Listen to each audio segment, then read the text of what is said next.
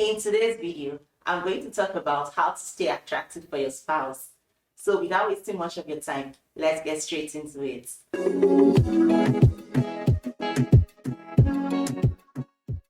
The first step to stay attractive for your spouse is to take care of yourself. Take care of yourself physically and mentally. Physically, I mean you should exercise, eat well, dress well, look good, feel confident. If you do these things, it's going to make you stay attractive for your spouse. The second is take care of yourself mentally. You can take care of yourself mentally by learning things. Go for personal growth. Increase your knowledge. Don't just say, oh, I'm married now. Oh, I'm okay. I don't need to learn anything. The way your spouse met you a few years ago is still the same way you are 5 years, 10 years later. You need to keep evolving. You need to keep growing. These are the ways you can take care of yourself to remain attractive for your spouse. Another thing, communicate openly. Be an active listener. If your spouse is talking to you, put away your phone. Have a good communication. Be ready to listen, understand before you answer. This way, you stay very attractive to your spouse. Another thing, prioritize intimacy. We are tired of telling married couples to have sex and telling unmarried couples not to have sex. You see this, it's very important in every marriage. Don't stay 2-3 months without even having this physical intimacy with your spouse. It's going to diminish your attraction to your spouse. Another very important point, keep the spark alive. Do things together, do fun things together, plan dates, travel together, cook together, go for walks together, go for exercise together. You don't have to spend so much money to do these things. Little things like going for a walk in the park can really help you stay attractive, can really help you stay connected with your spouse. Another is show appreciation. Appreciate the little things. Say thank you for every single thing your spouse does. Don't look at it like, oh, it's their duty and you just neglect what they've done.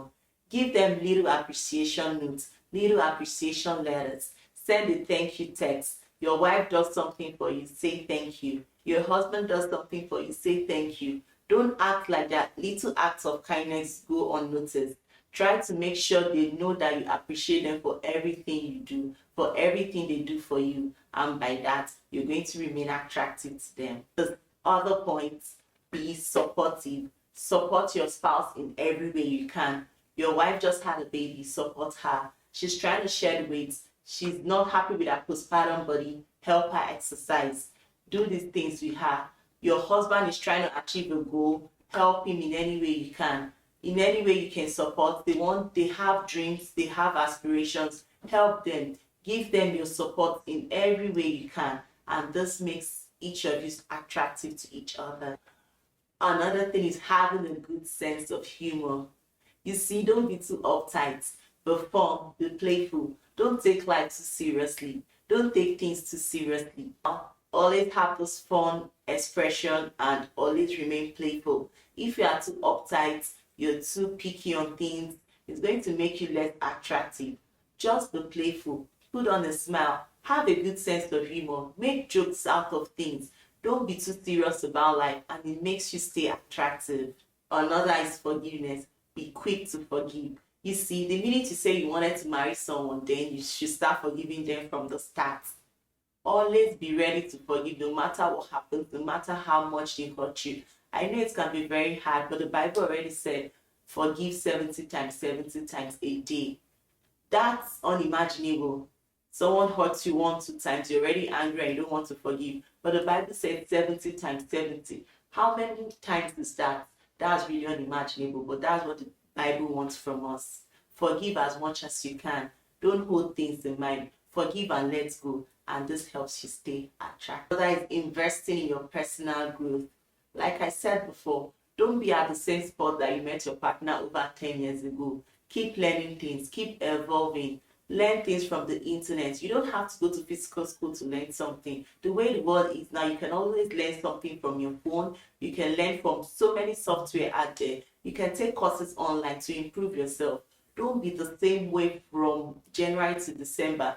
This is 2025 and this is January. Start a course. It could be a 3 weeks course and your future self will thank you for it. If you're learning something, it makes you look attractive. It makes you have some sort of confidence. And anyone who sees you like, oh, you're doing this, they become immediately attracted to you. And that's the same way your spouse too feels about it.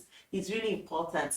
Invest in your personal growth. You don't have to spend too much money on this. Online, there are so many software, so many ebooks you can buy, so many short courses you can take, and it will improve your skill. Learn a skill today. Don't go from January to December without improving yourself, without learning a skill, without doing something new.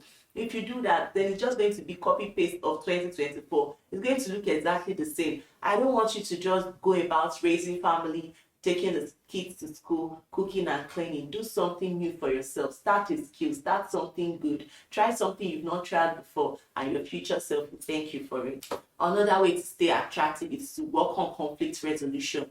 Definitely there will be conflicts, there will be quarrels, there will be fights, there will be arguments. But while doing this, let there be boundaries, let there be limits. Don't say things that are unimaginable to your partner, because it's really hard to forgive. I know I've talked about forgiveness, but it could be painful and it could be hard to forgive, and this makes you less attractive. But if you set boundaries while having conflict, know how to talk to each other about things, know how to communicate about each other's feelings, and not just outburst and say really hurtful things to your partner. This is going to make them look so less attractive. It's best you communicate openly. Know how to resolve your conflict. Do not throw blames and insults. Settle your conflict maturely. Have boundaries. No insulting words while resolving conflict. Then learn their love language. If your partner likes little acts of service, give that to them. If they love to hear good, nice words from you, give that to them. If they love receiving gifts, give that to them. If it's physical intimacy, give that to them. It all depends on what your partner likes. Learn their love language, and this helps them stay attractive. If your partner likes surprises, try to give that to them as much as possible. It can just be very little things, but it helps in a long way to help your marriage stay attractive, help your partner stay attractive to one another. Another is be present and readily available for your partner.